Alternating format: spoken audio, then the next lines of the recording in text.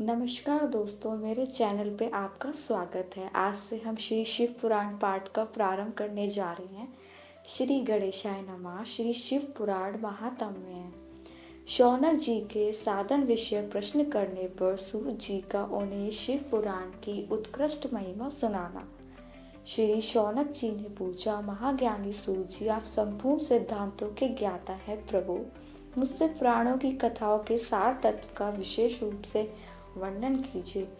ज्ञान और वैराग्य सहित भक्ति से प्राप्त होने वाले विवेक की वृद्धि कैसे होती है तथा साधु पुरुष किस प्रकार अपने काम, क्रोध आदि मानसिक विकारों का निवारण करते हैं। इस घोर काली काल में जीव प्राय आसुर स्वभाव के हो गए हैं। उस जीव समुदाय को शुद्ध देवी संपत्ति से युक्त बनाने के लिए सर्वश्रेष्ठ उपाय क्या है? आप इस समय मुझे ऐसा कोई शाश्वत साधन बताइए जो कल्याणकारी वस्तु में भी सबसे उत्कृष्ट एवं परम मंगलकारी हो तथा पवित्र करने वाले उपायों में भी सर्वोत्तम पवित्र कारक उपाय हो, तथा वह साधन ऐसा हो जिसके अनुष्ठान से शीघ्र ही अंतःकरण की विशेष शुद्धि हो जाए तथा उससे निर्मल चित्त वाले पुरुष को सदा के लिए शिव की प्राप्ति हो जाए। श्री सूत जी ने कहा, मुनि श्रेष्ठ शौनक, तुम धन्य हो क्योंकि तुम्हारे हृदय में पुराण कथन सुनने का विशेष प्रेम एवं लालसा है। इसलिए मैं शुद्ध बुद्धि से विचार कर तुमसे परम उत्तम शास्त्र का वर्णन करता हूँ। वत्स, वह संपूर्ण शास्त्रों के सिद्धांत से संपन्न भक्ति आदि को बढ़ाने वाले तथा भगवान शिव को संतुष्ट करने वाला है। कानों के लिए रसायन अमृत स्वरूप है तथा दिव्य है। तुम उसे श्रवण करो मुने। वह परम उत्तम शास्त्र है शिव पुराण, जिसका पूर्व काल में भगवान शिव ने ही प्रवचन किया था। वह काल रूपी सर्प से प्राप्त होने वाली त्रास का विनाश करने वाले उत्तम साधन है। गुरुदेव व्यास ने सनत कुमार मुनि का उपदेश पाकर बड़े आदर से संक्षेप में ही इसका पुराण का प्रतिपादन किया। इस पुराण के प्रणयन का उद्देश्य है कलियुग में उत्पन्न होने वाले मनुष्य को परम हित का साधन।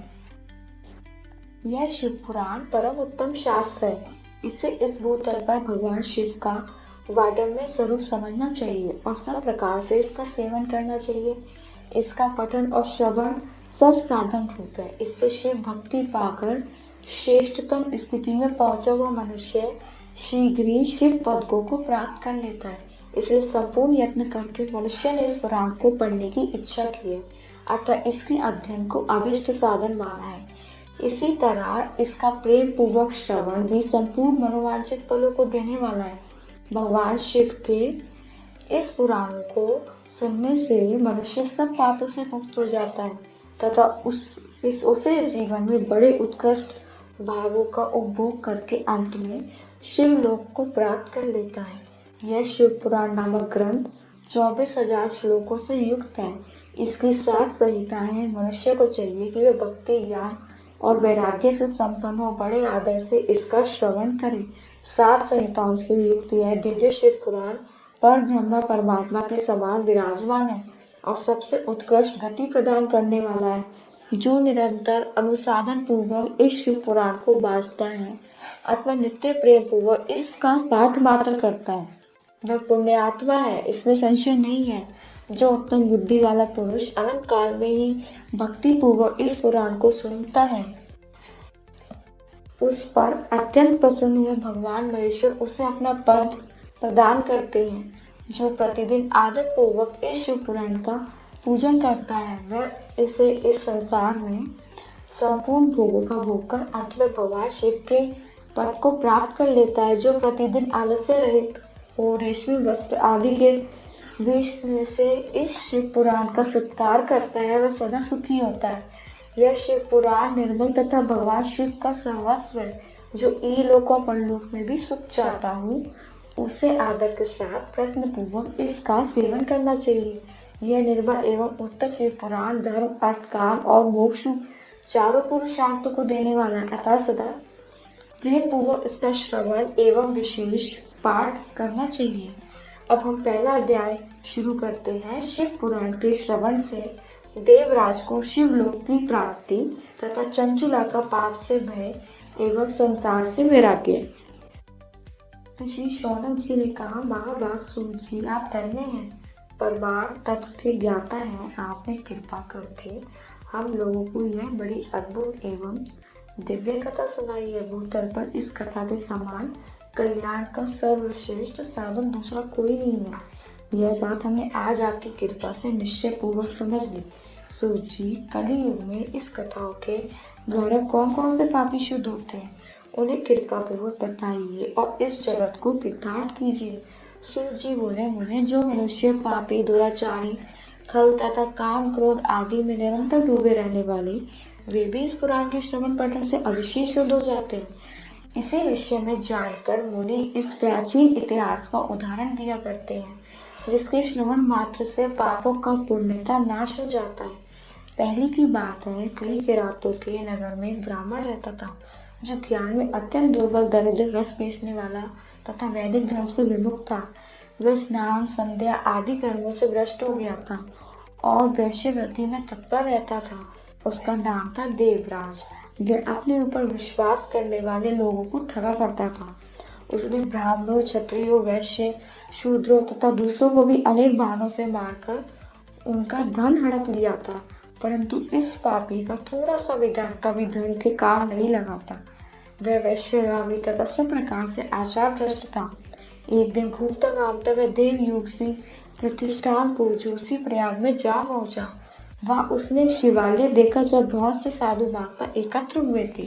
देवराज इस शिवालय में ठहर गया, किंतु वहां उस ब्राह्मण को ज्वर आ गया। उस ज्वर से उसको बड़ी पीड़ा होने लगी। वहां एक ब्राह्मण देवता शिव पुराण की कथा सुना रहे थे। ज्वर में पड़ा हुआ देवराज ब्राह्मण के बुखार में से निकली हुई उस शिव कथा को निरंतर सुनता रहा। एक मास के बाद वह ज्वर से अत्यंत पीड़ित होकर चल बसा। यमराज के दूत आए और उसे पाशों से बांधकर बलपूर्वक यमपुरम में ले गए। इतने में ही शिवलोक से भगवान शिव के पार्षदगण आ गए।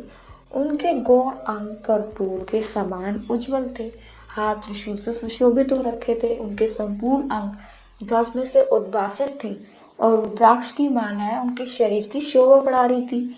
वे सबके सब क्रोधपूर्वक यमपुर में गए और यमराज के दूतों को मार पीट कर बार बार धमकाकर उन्होंने देवराज को उनके चुंगल से छुड़ा लिया और अत्यंत अद्भुत विमान पर बिठाकर जब वे शिवदूत कैलाश जाने को उद्यत हुए, उस समय यमपुरी में बड़ा भारी कोलाहल मच गया।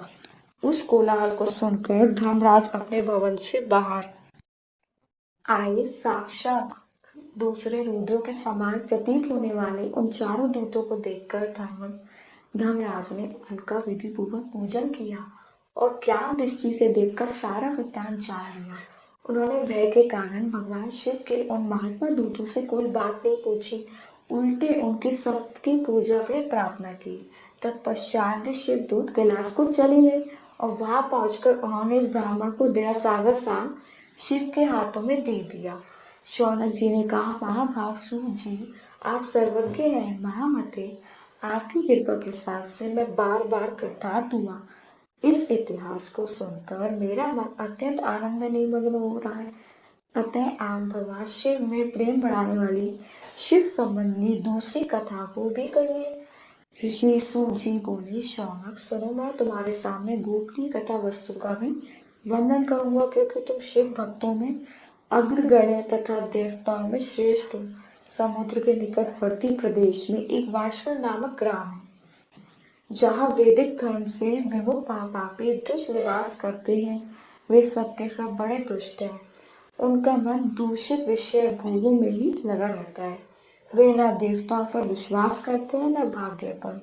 वे सभी कुटिल वृत्ति वाले हैं, किसानी करते हैं और भांति भांति के घातक अस्त्र शस्त्र रखते हैं। वे विचारी और खल हैं। ज्ञान, वैराग्य तथा सद्धर्म का सेवा ही मनुष्य के लिए परम पुरुषार्थ है, इस बात को बिल्कुल नहीं जानते हैं।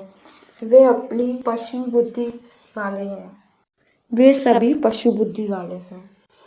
जहाँ के द्विज ऐसे हैं, वहाँ के अन्य वर्णों के विषय में क्या कहा जाए।